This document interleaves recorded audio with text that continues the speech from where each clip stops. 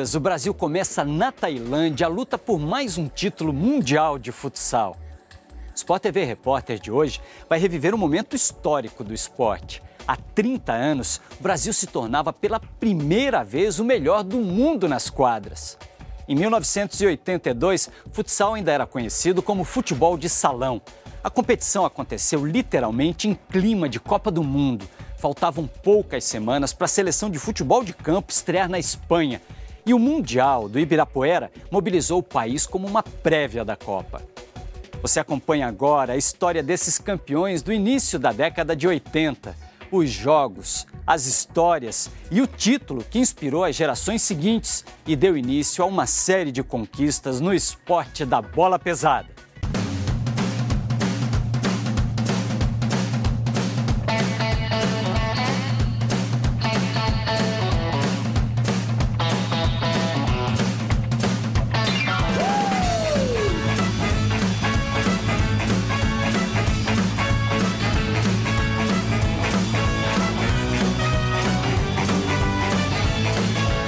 A ideia surgiu, dizem, de conversa de salão, vamos dizer, salão no sentido de botequim, vamos dizer assim. Eram pessoas que não viviam do futsal, viviam para o futsal. E isso nos deu algumas iniciativas de total audácia. E o Mundial foi uma delas. Ao 12h08 do dia 6 de junho de 1982, no ginásio do Ibirapuera, se deu início a uma partida que entraria para a história do futsal nacional.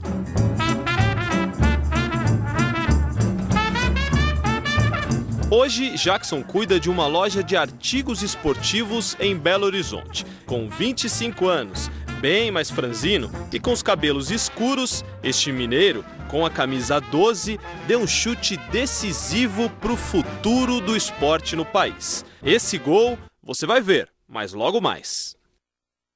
Lance que 30 anos depois ainda não sai da cabeça do ex-jogador. A gente chora. Na realidade, quem tem compromisso com isso aqui é outro departamento. Então quem tem compromisso, chegar aqui e jogar, tem compromisso com o pessoal que está lá acreditando, eu sei, a imprensa, é difícil. Mas passou o filme todo? Passa. Foi muito bom. Ao lado de Jackson, outros 14 jogadores estavam naquele título. Os goleiros Barata, Beto e Pança, os fixos Paulinho Rosas, Paulo César e Valmir, os alas Leonel, Branquinho, Kaká, Paulo Bonfim e Jorginho, e os pivôs Douglas, Miral e Carlos Alberto. 30 anos depois, reunimos 6 desses campeões mundiais no mesmo lugar onde eles levantaram a primeira taça.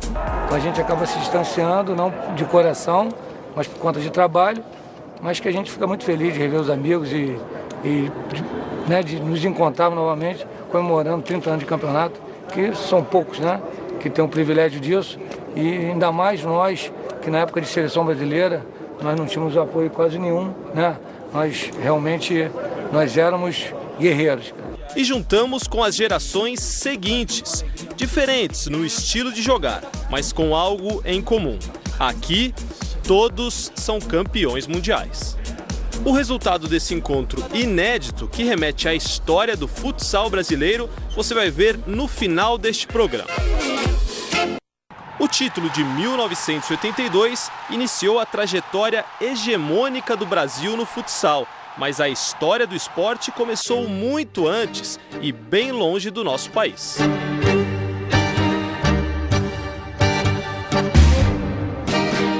O bicampeonato olímpico e o título mundial do Uruguai transformaram o futebol de campo numa paixão. Só que na década de 30, o número de campos disponíveis não era suficiente para os milhares de interessados em jogar. A solução encontrada por este professor da Associação Cristã de Moços de Montevidéu, Juan Carlos Gravier, foi reduzir o número de atletas trocar o gramado pela quadra de basquete e inventar uma bola que saltasse menos. Surgia aí o Indoor Football. Em 1935, a novidade chegou ao Brasil.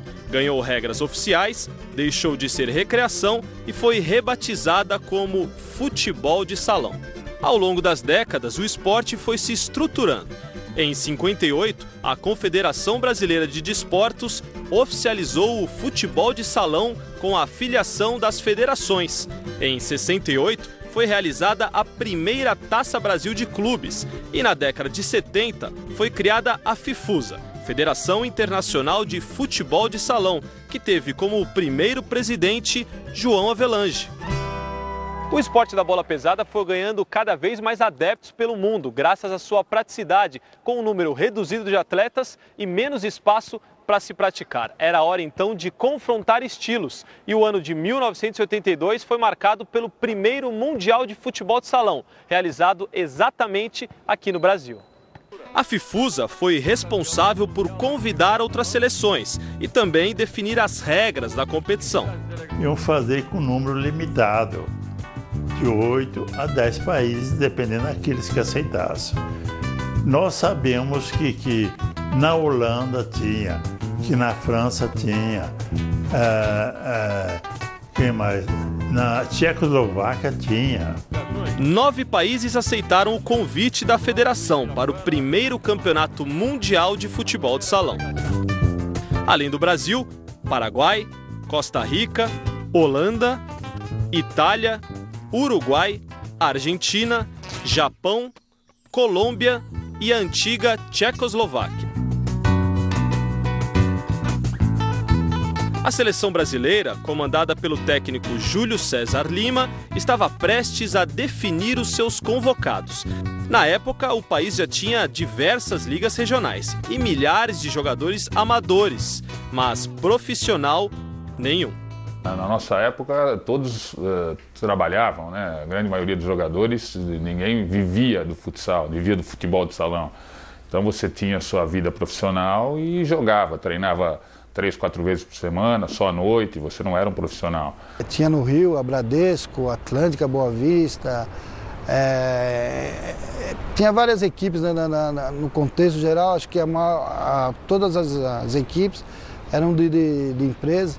Aqui eu jogava aqui em São Paulo, que era o Gercan, que era o terceiro cartório de títulos e documentos.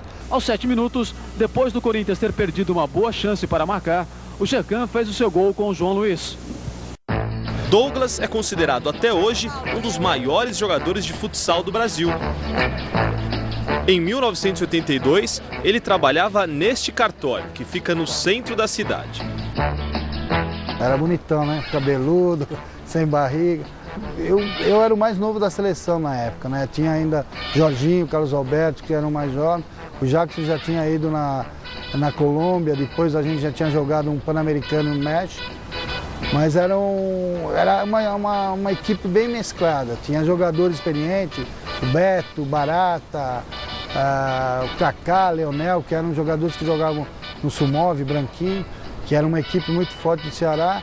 E me mesclou ali com uma garotada, que vinha eu, Paulinho Rosas, Miral, o Jorginho, o Carlos Alberto do Rio. Então foi uma equipe que se encaixou legal e demonstramos dentro da quadra que nós éramos mais fortes. Estamos chegando no cartório. Esse era o meu trabalho. Só que a subida era mais sossegada na minha boa época de ex-atleta.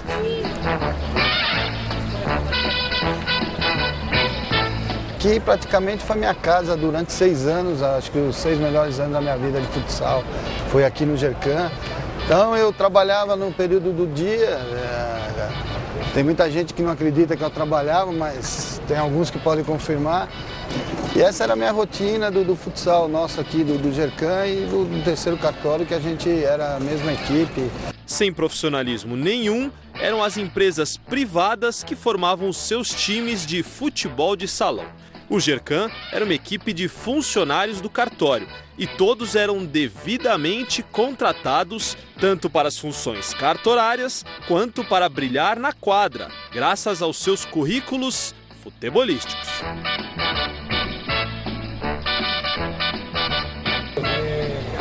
Você tá no forno. Aí. Esse aqui, ó, foi um dos maiores jogadores de futsal. Metade dos gols que eu fiz, ele que colaborou aí pra mim, foi um dos maiores jogadores. Jogou seleção brasileira, seleção paulista.